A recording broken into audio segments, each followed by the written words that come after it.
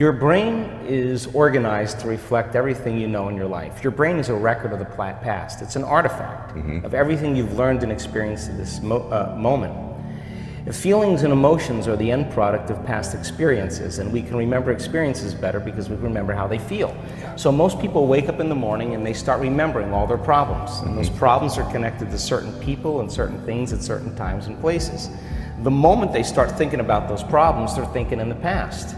Those problems have an emotion associated with them, and the moment they start feeling those emotions, the body, as the unconscious mind, doesn't know the difference between an experience that's creating an emotion and the emotion the person's fabricating by thought alone. Now, thoughts are the language of the brain, and feelings are the language of the body. And how you think and how you feel creates your state of being. So most people's entire state of being, when they start their day, is already in the past. So you have a choice.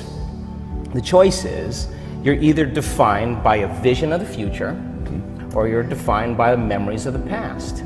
And when you decide to say, okay, I'm going to change, and you decide one thing, I'm not going to eat this food, I'm going to wake up earlier, I'm going to do something aerobic, I'm not going to have sugar after 6 o'clock, whatever it is, the person, whatever choice a person makes. The moment you make a choice to do something differently, and the hardest part about change is not making the same choice as you did the day before, get ready, because it's going to feel uncomfortable. It's going to feel unfamiliar. There's going to be some uncertainty and unpredictability, and that's the moment the game is on. Yes. So then most people, their body has been conditioned emotionally to be the mind. So now the body says, wow, I'd rather hang on to my guilt than take a chance and possibility. I'd rather live in fear than trust in the unknown. So once the person feels uncomfortable, the body goes, whoa, wait a second, we're out of the program here, and body starts influencing the mind. That's right. So it says, start tomorrow, you'll never change, you don't have the money to do this, you're not good enough, your mother told you were this, your father's fault, it's your ex's fault, you know, all of the voices that come up. Now here's the deal, if you respond to those voices, those same thoughts as if they're true, by the way, they're always going on behind the scenes of your awareness, but now they're amplified because you're outside your comfort zone. You believe in that thought's going to lead to the same choice, which is going to lead to the same behavior, which is going to create the same experience and produce the same emotion, and the person's going to say, this feels right. No, that feels familiar. Going from the old self to the new self is a neurological, it's a biological, it's a chemical, it's a hormonal, it's a genetic death of the old self.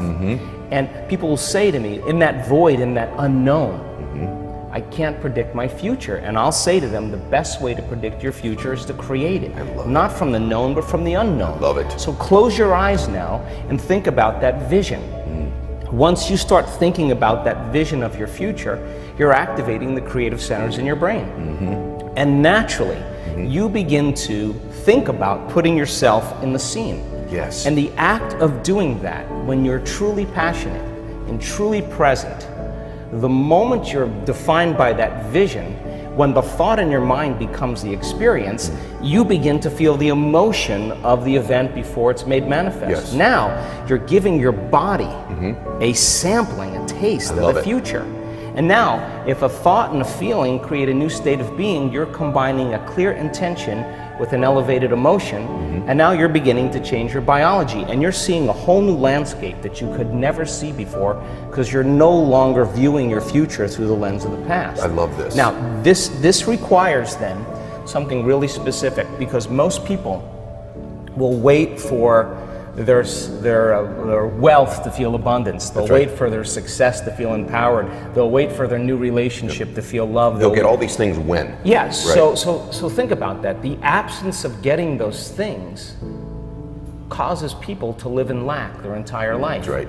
And so they're waiting for something outside of them to change how they feel inside of them. And if they're not creating a new life, then they're not applying the proper principles, then they keep all their manifestations, all their dreams at arm's length.